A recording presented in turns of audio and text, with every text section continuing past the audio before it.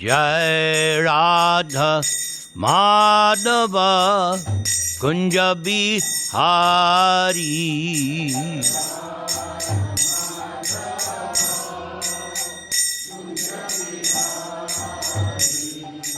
Gopi Janna Vallabha Girivaradhari.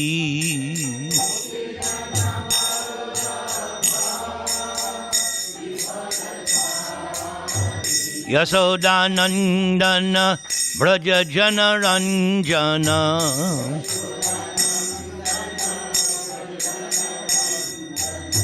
Jamuna Tira Manachari.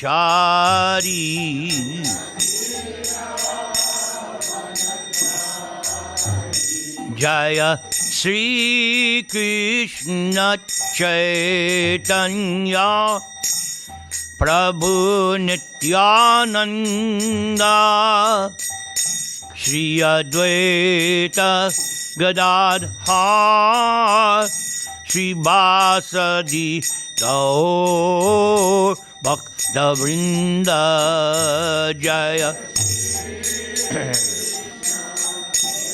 Chaitanya Prabhu Nityananda Shri Advaita Gadadhar Shri Vāsudeva Bhakta Vrinda. Hare Krishna, Hare Krishna, Krishna Krishna, Hare Hare, Hare Rama, Hare Rama, Rama Rama, Hare Hare.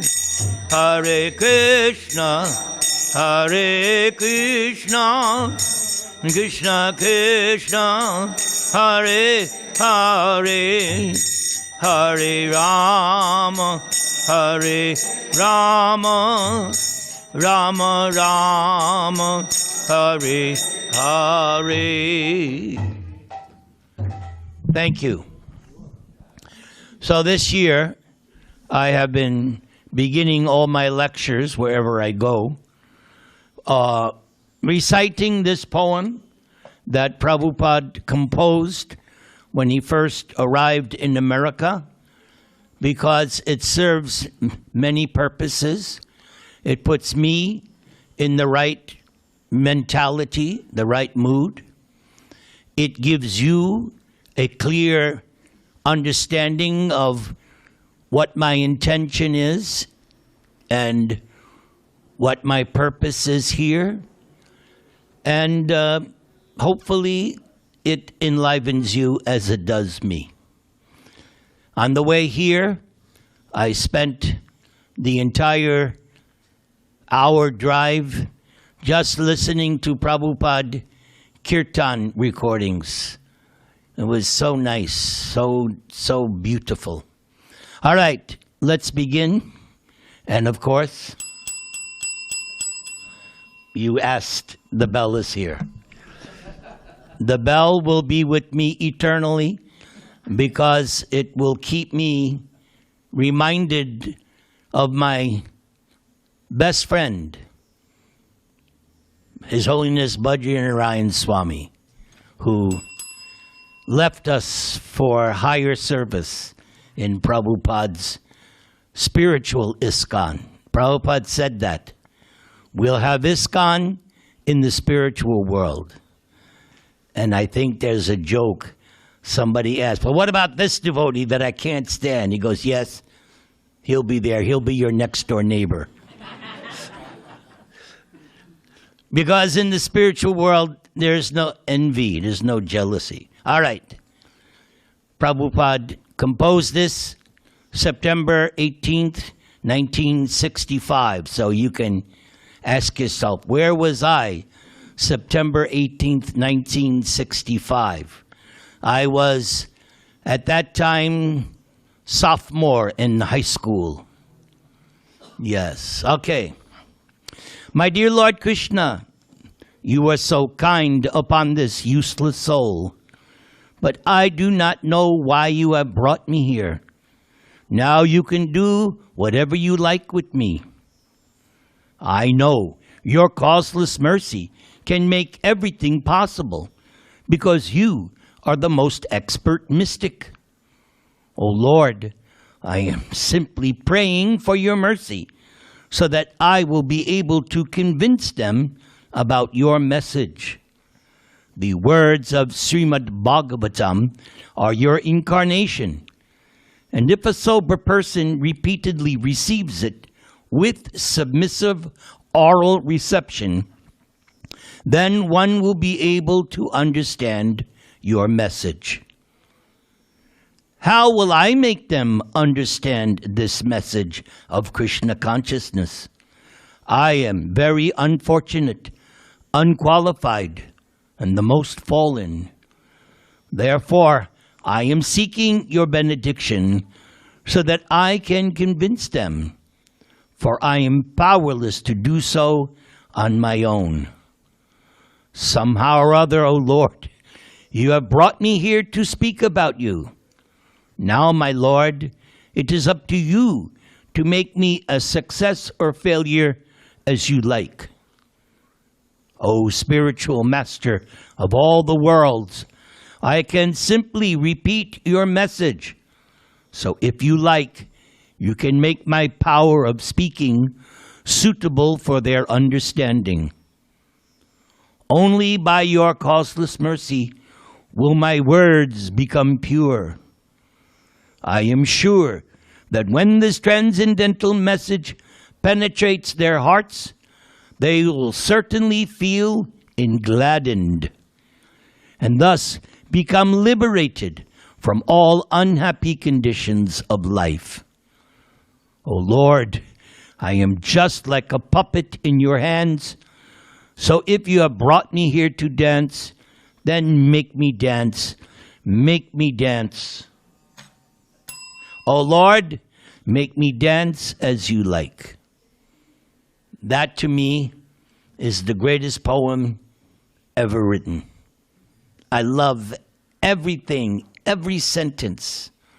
This is one of a trillion reasons why I want to serve Prabhupada as we sing every morning, birth after birth.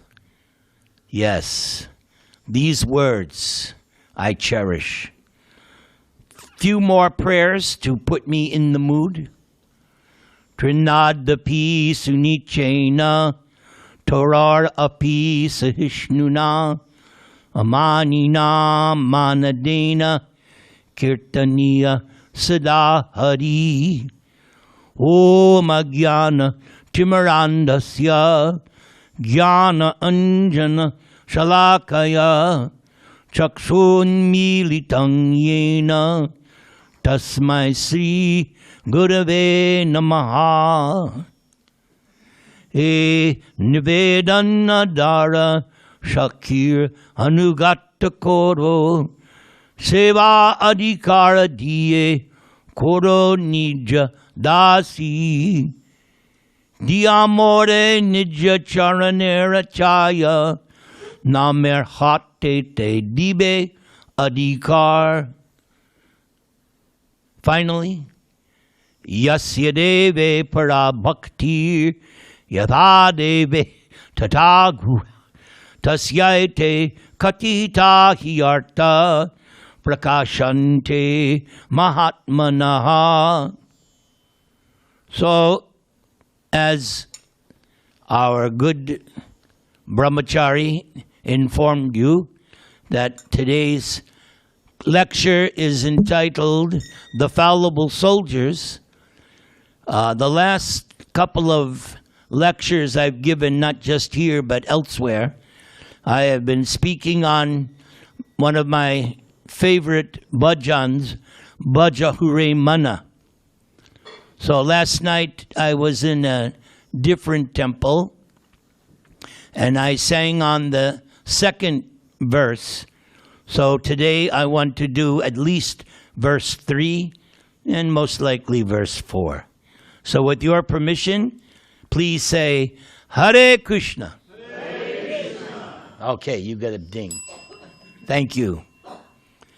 Actually, on the way here, listening to Prabhupada's kirtan chanting, I was thinking, it's really a privilege to come to your temple because the mood you have here is very special. I've said this many times, but you have a special mood here. Please don't change it. Don't lose it. Whatever you're doing, just maintain it.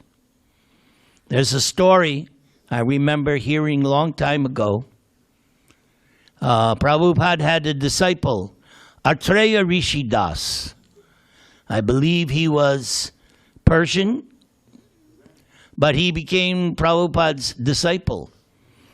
And I think he used to work for that accounting firm, Ernst & Young, if I remember.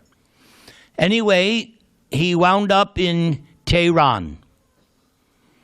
And he was doing some preaching in Tehran. Him and his wife, and I think they had made some friends there in the, I guess, the palace, or because he was preaching to the Shah of Iran before the revolution. And there was one sannyasi, I think his name was Parameshwar or Param something.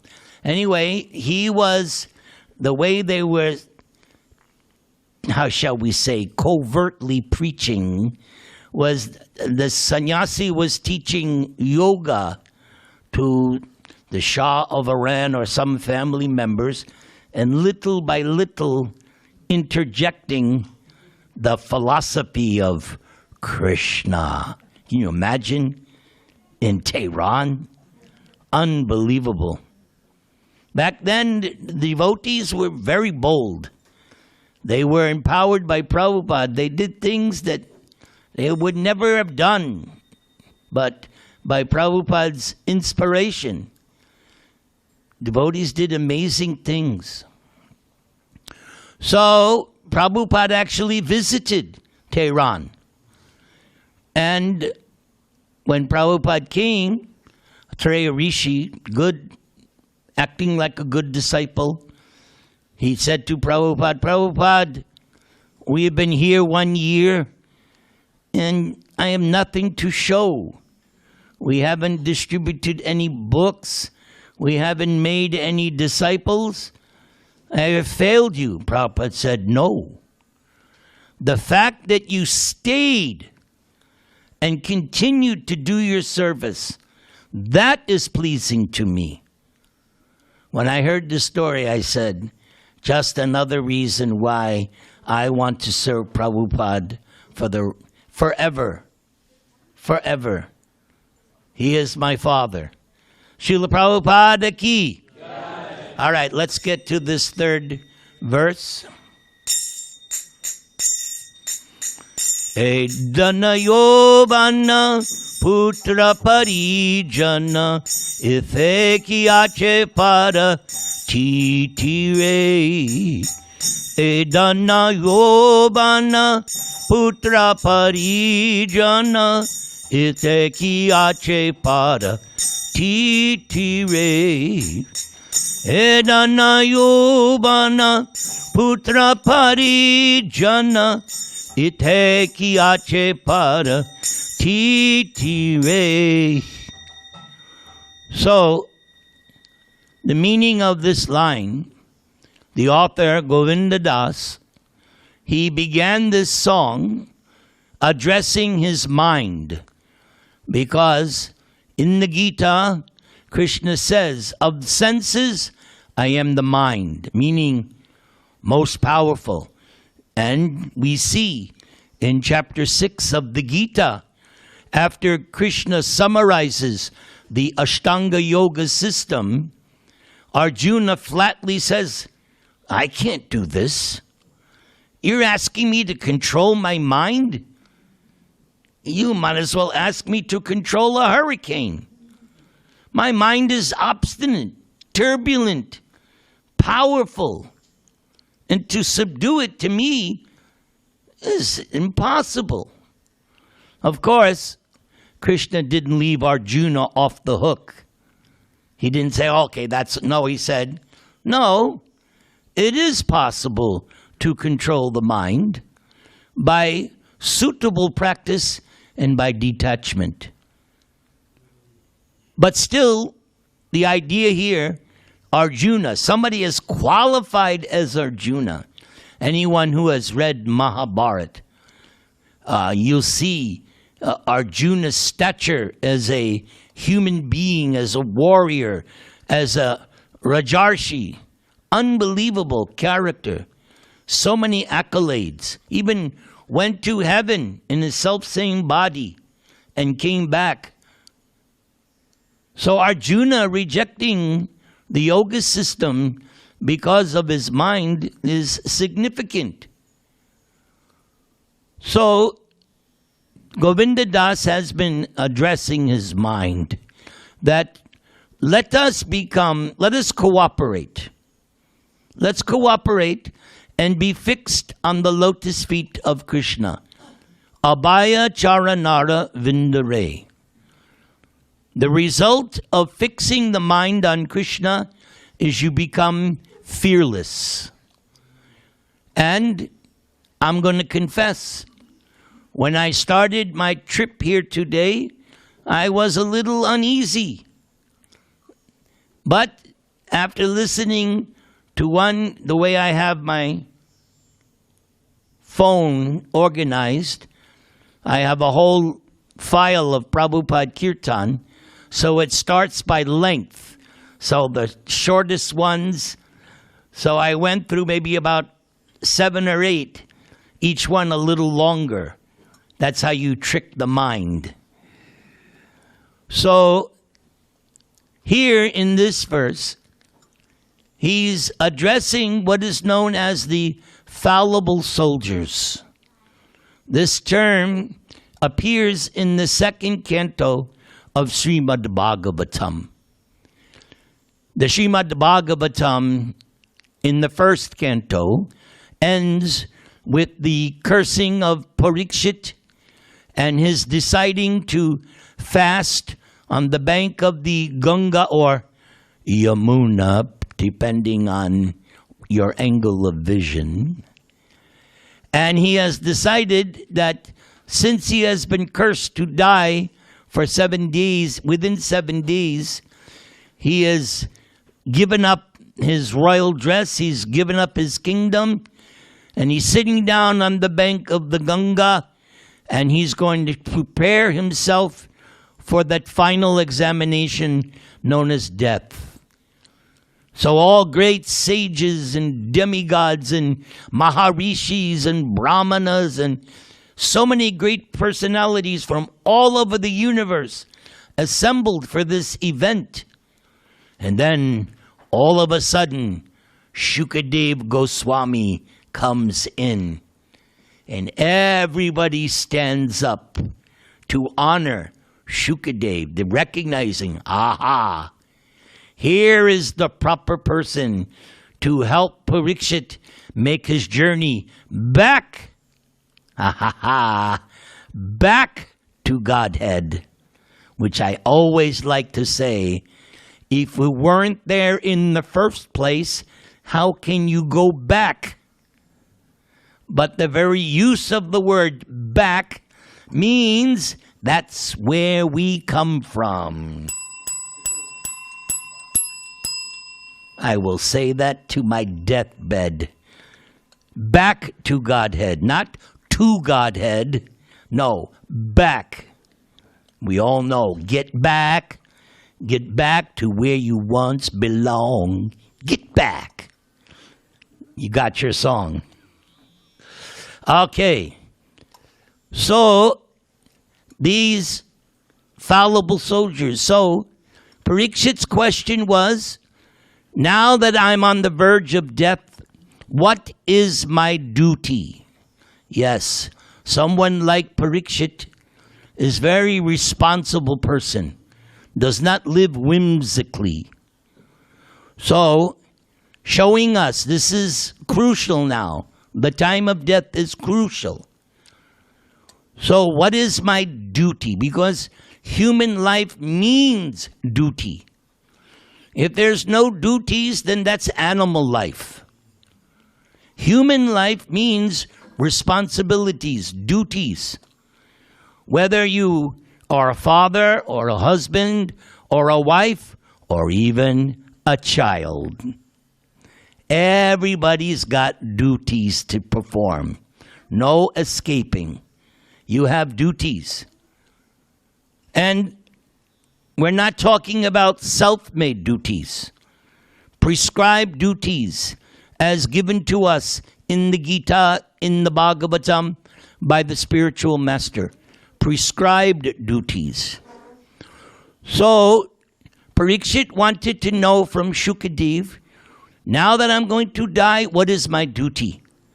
So, Shukadev accepts the position of spiritual master, and he begins his instructions in the second canto.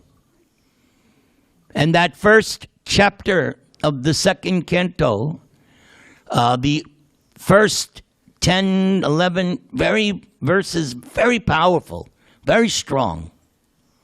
So the first thing Shukadev said was, aha, your very question is glorious, because it's intimating that you are interested in understanding the absolute truth. And that is the demarcation between Aryan life and others. Real Aryan civilization means that they have as their goal going back to Godhead. That's an Aryan civilization. Not simply some bodily designation, blonde hair, blue eyes. Nonsense. This is the real Aryan. Those culture, that society whose main focus is going back to Godhead. So you could say, I could say, ISKCON is the original Aryan philosophy. Because that's exactly what we're preaching. Everyone we meet, we tell them, let's go. Come back home, back to Godhead. Don't remain in San Diego. Don't remain in Orange County. Don't remain in LA. No. Go home. Your real home. Your original home with Krishna. All in favor say Haribol. Haribol. Good. Good. See, this is why I like coming here. Best audience, best crowd. So, that was the first thing. Congratulated him on the question. That the very question itself was wonderful, glorious. But then, Shukadev gets really heavy. He talks about Grihastha and Griha made he. Griha, home, house. So those who are not brahmachari sannyasis, then most of us here are grihastas. Wife, children, family. So the difference between grihastha and grihamedi is grihastha lives by rules and regulations. And the grihamedi, he lives by his sensory whims. How does it feel? What's in it for me? Everything is transactional. That's a grihamedi. Yes, I'll do something, but what's in it for me? That's not love. That's business. I'll do something, but what's my share? Love means, no, I do something simply because it benefits you. Parents, You do everything for the children. That's love. That's love. And Krishna spoke about this in the night of the Rasa dance, when the gopis asked him about the different kinds of lovers. So Shukadev pointed out that the Griha Maidi is only thinking of sleeping nicely, enjoying sex, modern American. Eat, drink, be merry, for tomorrow I'd die. I've been hearing that since I was a little kid. That was the mantra. That's the Malecha mantra. Eat, drink, be merry, because tomorrow you die. That's Griha Maidi. And you'll hear more about Griha Maidi at the end of the month as we approach a very big festival day, Nrsimha Chaturdashi. Because when that day arrives, for weeks and weeks, at least me, I'm totally absorbed in Nrsimha consciousness. And when you get absorbed in Nrsimha consciousness, obviously you must hear about Prahlad Maharaj. And if you hear about Prahlad Maharaj, you must hear about Hiranyakashipu, who I call Adi Asura, the founder Acharya of the Asura Sampradaya. He was the first. He and his brother Hiranyaksha. I was explaining last night to the audience that the first 10 chapters of the 7th canto is all about Prahlad and Nrsimha. And there's so many lessons to be learned. In every chapter, there's 10 chapters dealing with Nrsimha Katha. So much information to learn. Such, I call them jewels of knowledge. When you actually get good knowledge, it's like having a jewel, because it can come and help you at critical times. I've said many times that in my career as a preacher, I have spoken at dozens and dozens of funerals. I seem to always get that responsibility to speak at so many funerals. And this has been going on for 25, 30 years. And I always mention to the grieving family members that times like this, when there's a death, this is the test. How much transcendental knowledge do you actually possess? We're not talking about book knowledge or theoretical knowledge. What have you really learned and imbibed and internalized? So when you go through tragedy like a death of a loved one, then you begin to appreciate, do I have transcendental, can I rise above the emotions? So and even in Western culture, and I always mention this at the funeral, because from what I remember, or what I was taught, that in the olden days, when there was a death in the village, the church bell would ring. And obviously, oh, who died? Who? And the response, ask not for whom the bell tolls. It tolls for thee. Yes. And especially with the passing away of Badri Maharaj, I've been thinking, oh my God. And he was younger than me by a couple of years. I must be next. Save me, Krishna. Hare Krishna. Hare Krishna. Krishna Krishna. Hare Hare. Hare Rama, Hare Rama, Rama Rama. So, describing the Grihamedi, that he's only interested in enjoying the senses, Shukadeva goes on further and says that actually the Grihamedi, the gross materialist, he's actually very, very blind in a sense.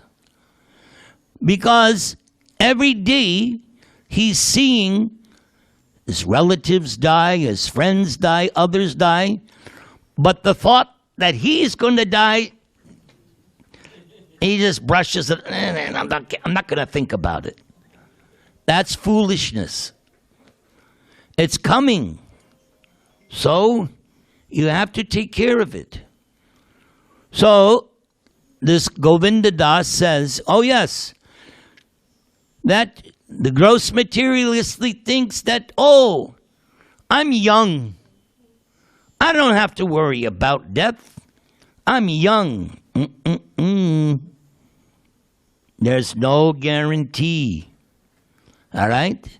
Or I have my big bank balance. Well, it's not going to save you. You can't go to Yamaraj and say, okay, you want stock options? What do you want Bitcoin? Yamaraj is not interested. So your Tesla and all this, it's not going to help you. Your golden arches and your hotels, that's not going to save you. You cannot make a deal. You may say you're the art of the deal. Good luck dealing with Yamaraj. Good luck. Or you may think, oh, I have my illustrious family members. But just remember, if you studied Ramayana, when Ram and Lakshman attacked, right? Ravana sent out one son after another, and each one was killed. And he even sent his most formidable son, Indrajit. He was also slain. And then when all the sons were gone, it was now time. Oh, now I have to go? Yes. What's that? Oh, yes. Thank you. Yes, the brother too. So finally Ravana had to go. So your sons, your family members aren't going to save you at the time of death. No. So these things Shukadeva calls fallible soldiers. You think that these things, the materialist thinks that these things, they will save me.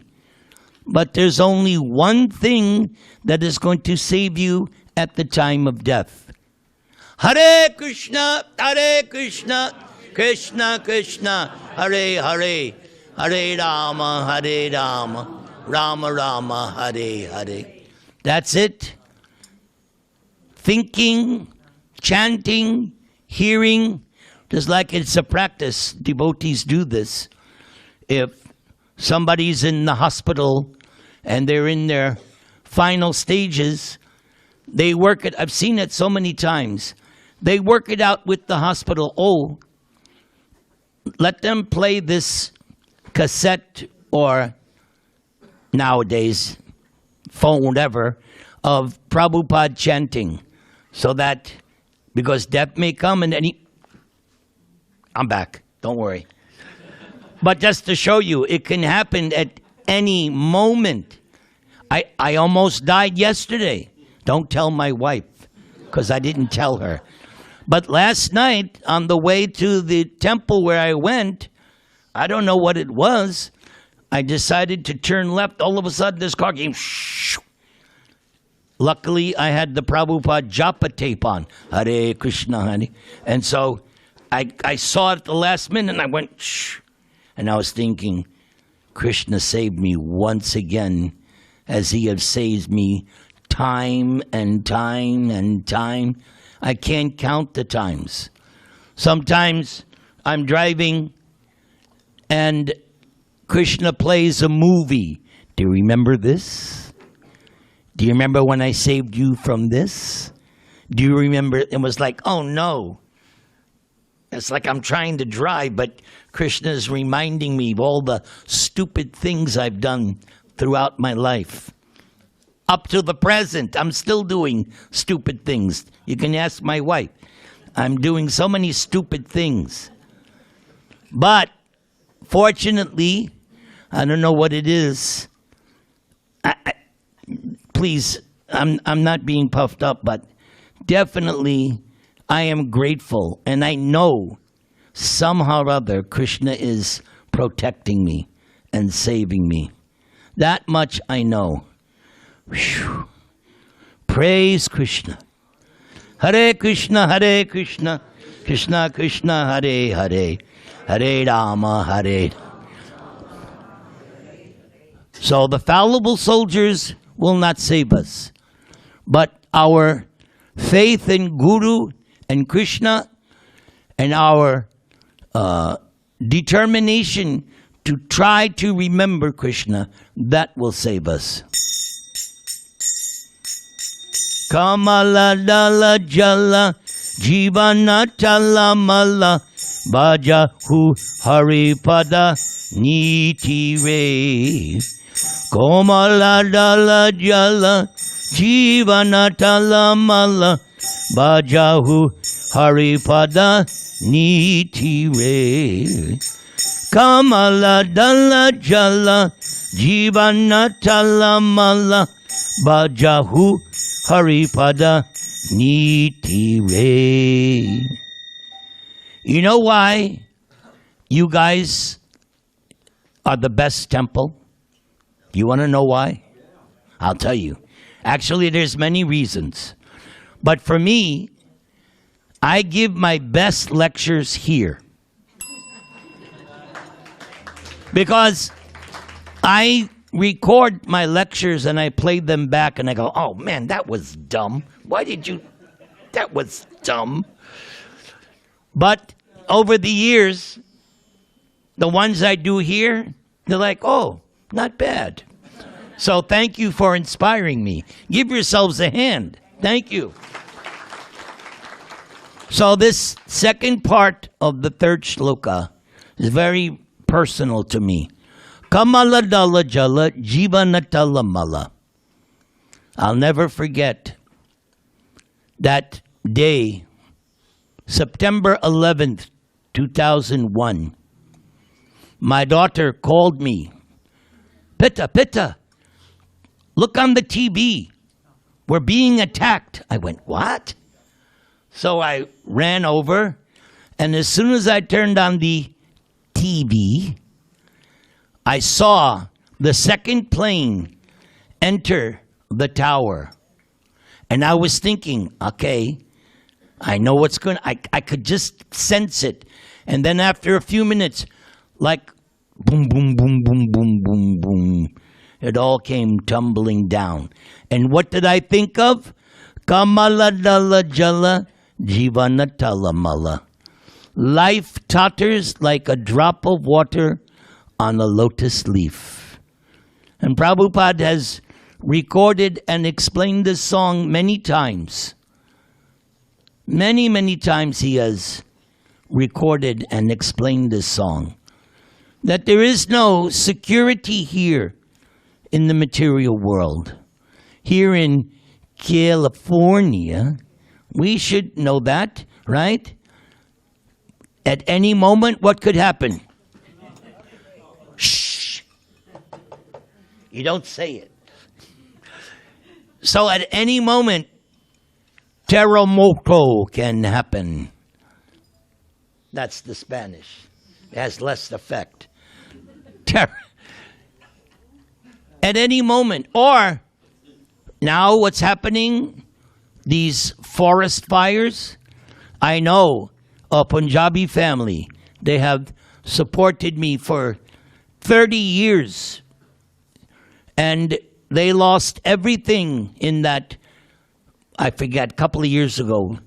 The fire wiped out Pacific Palisades. And they had just They had just purchased this nice new condo. They used to have this like huge mansion, but they decided, well, it's time to downsize. The kids are married.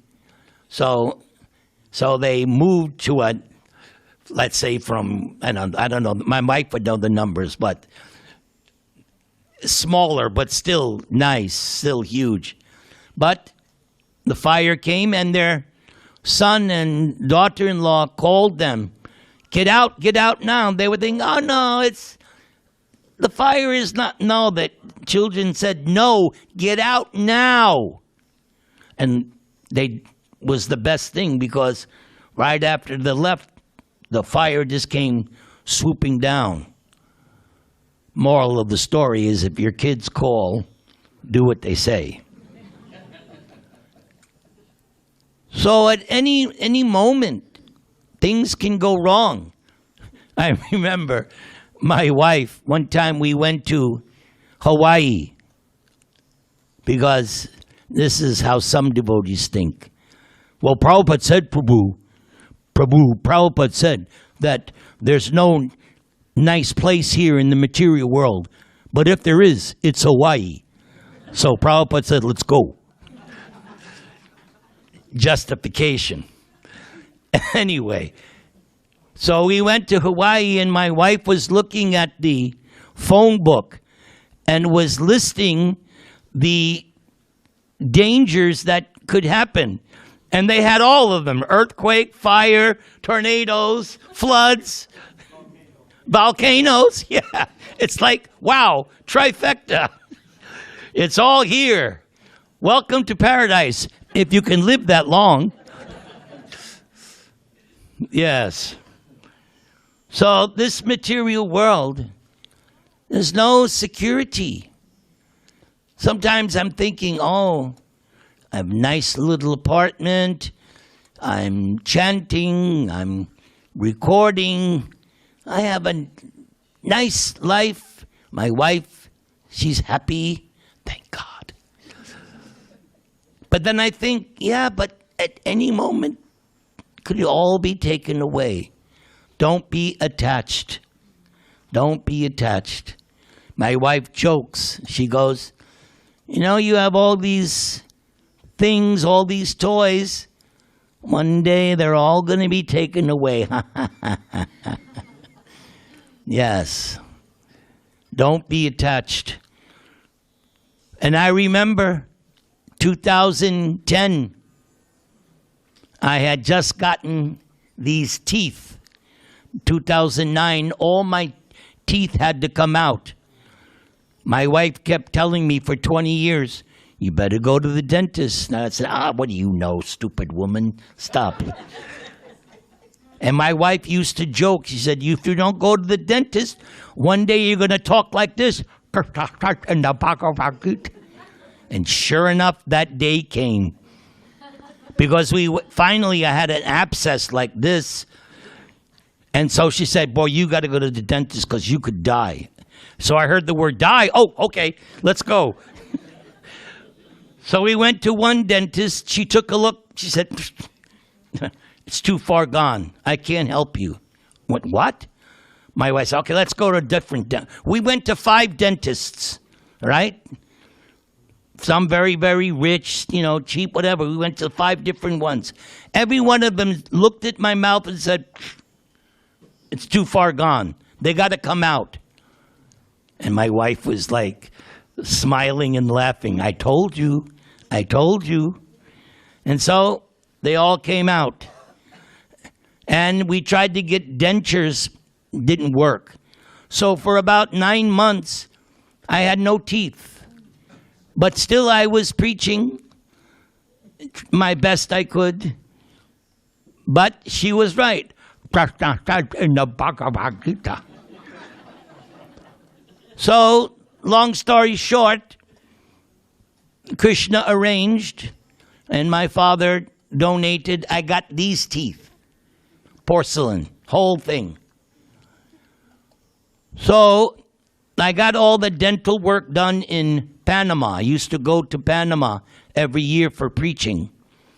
And it just so happened that there was this dentist there in Panama, and what would have cost me $100,000 here in Southern California, he did for $24,000. All the teeth. Same quality as USA. That was Krishna's arrangement. And my father paid for it. Thank you, Dad. I hope you're with Krishna. So I went just before Gaur Purnima. Got the teeth done in Panama. Did a program or two. And then then I was supposed to go to Chile. Every year I was going to Santiago for preaching. So the day before Gaur Purnima, I'm sitting in this apartment. I have a sponsor, so I'm staying with my sponsor. So it's like 4 o'clock in the morning, and all of a sudden, it sounds like a subway or a train has come in my room. The sound is amazing, and the room is shaking, and it knocked me out of my bed. And I knew what it was. So I braced myself against the door. Hare Krishna, Krishna Krishna. I never chanted better in my entire life. I chanted as if my life depended, and it felt like 12 years had passed. That sound and that shaking actually was only like a minute, but it felt like it was never ending. And I could hear the Mataji in the next room. She was also chanting, Hare Krishna, Hare. Not her husband, he wasn't chanting. But she was chanting very sincerely, very from the heart. And I was chanting out of sheer hopelessness. Krishna, save me, Hare Krishna. And for the next couple of days, my nerves were so shot that even you would hear one little song, Hare Krishna. Right? You'd hear one little creak, Hare Krishna. And then the next day on Gaur Purnima, I'm sitting in the temple giving class, and after shock, but I was good. I stayed on the Vyasasana and continued preaching, Hare Krishna. And the earthquake passed. I passed the examination.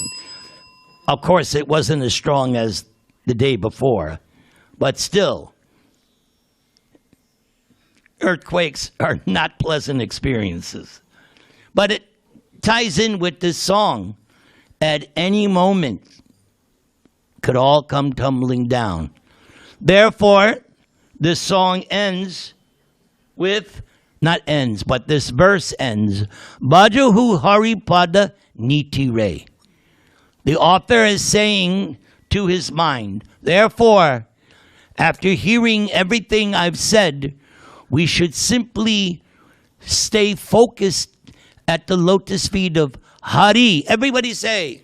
Hari. Ah, come on, that's not it. Say. Hari. Say it. Hari. One more. Hari. Yeah, you go. Hari. Yes. Very powerful name, Hari. That is the message of Krishna consciousness. Take shelter of the lotus feet of Krishna. Hare Krishna, Hare Krishna, Krishna Krishna, Hare Hare, Hare Rama, Hare Rama, Rama Rama, Hare Hare.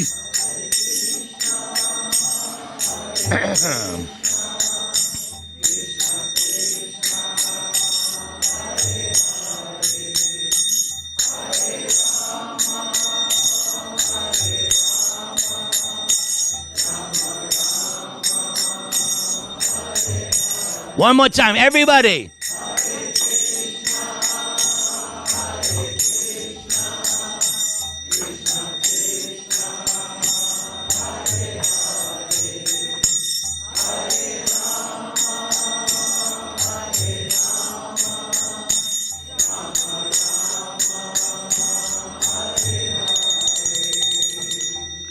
Dravida Das, do you have any comments, edits, something to share with us with some pithy comments? You want some pith too, huh? Well, I was thinking of my little poem, Jai. The Fall and Redemption of the Soul. We were talking about going back. Yes. Because it's still an issue in some circles. I won't go beyond that. So this is a little poem I wrote. I think you can understand it. We always in my poems, it always turns out that you see the word is devotee, not devotee. If you look it up in the dictionary, that's what. Where Krishna lives, felicity abounds. With pure simplicity and loving sensibility, all serve him with humility. But when a living entity rejects his true identity and out of sheer stupidity surrenders to cupidity, he loses all sagacity and with it all capacity to understand reality or curb his sensuality. Abandoning humility, he touts his own ability, forgetting his fragility and fortune's volatility. Immersed in asininity for what seems an infinity of lives devoid of piety, he suffers his anxiety till contact with God's devotee, perhaps of utmost brevity, awakens his affinity for words of the divinity. Perceiving the futility of all his imbecility, the soul regains his sanity and casts away his vanity.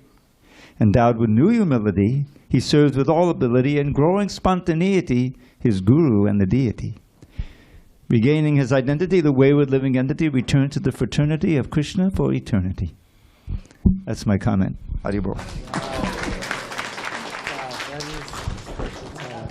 You know, Now you put it in music. we recently lost one of our godbrothers, Charu Das, from Utah, who I knew good. And he was also, in his last years, doing Krishna conscious rap at his holy festivals. And he's pretty good, but you're the best. You're the Adi Krishna rapper. Hey. Yes. No. What's that? Rupa rap, man. Go ahead. Goes on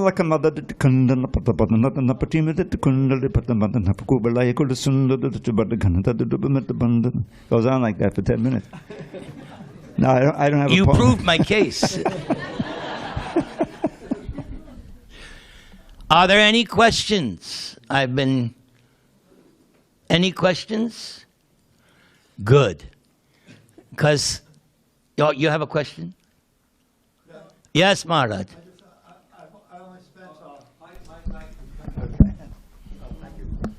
Yeah, I only spent 1 month in India, but I had so many stories to tell. And I wanted to ask you if you've ever had a similar situation to this.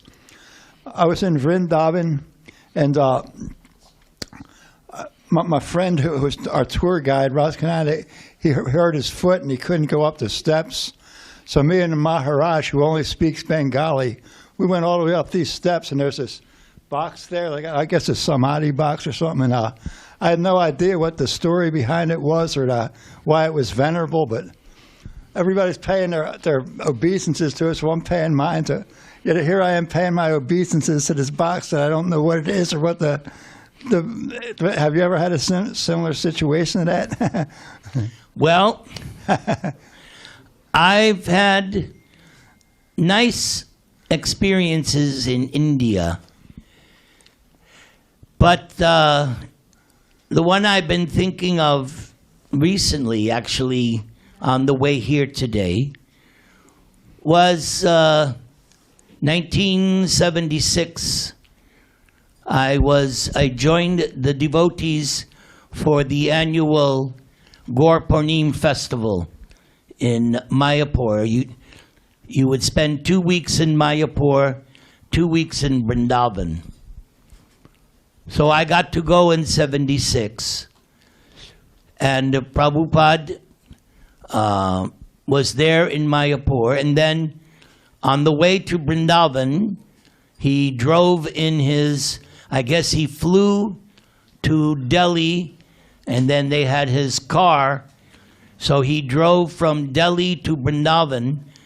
And on the way, he stopped at this place called Modi Nagar. And I guess it was an industrial town owned by this very pious family, Modi family. They had nice deities. And Prabhupada was speaking to the lady of the house in Hindi. And I was sitting off to the side, and Prabhupada was speaking to the lady, and every once in a while, Prabhupada would look at me and he would tell the lady, Papayonaya. And then he would continue speaking, and then he would point to me, Papayonaya. So those of you who know Sanskrit or Hindi, Papayonaya means someone born in a sinful family. But I knew what Prabhupada was saying. He was saying to her that just see, here is this Malacha Yavana from the United States of Sanskritification. Even though he's born in a sinful family, even he can take up this Krishna consciousness. Prabhupada was very, very proud of his, as the Indian people at that time called us, dancing white elephants. Because many of us were, not me, but Brahmananda and others are big. And when they went out in the streets dancing, the Indians, it's dancing white elephants. So I could understand that's what Prabhupada was most likely telling her, that anyone can take this process of Krishna consciousness, even born in a sinful family. And later it was confirmed, because at that time Prabhupada had his servant Hari Sari, and he would do Prabhupada's massage. He had a heavy accent. So Hari Sari knew me from the year before. He said, "Oh, Nirantara, stick around, I'm going to need you." So Prabhupada was getting a massage, mustard oil and hot, and Prabhupada was in a gamcha, and there were these two stainless steel pots with immersion heaters, and so Hari Sari was massaging. And then at a certain time, Hari Sari said, "Go downstairs and get the towels for Prabhupada." So I went down and I found the servants, and I said, "Give me the towels." So when I came back up, Hari Sari said, "Oh, Prabhupada, this is our Nirantara Dasa." And Prabhupada said, "Jai."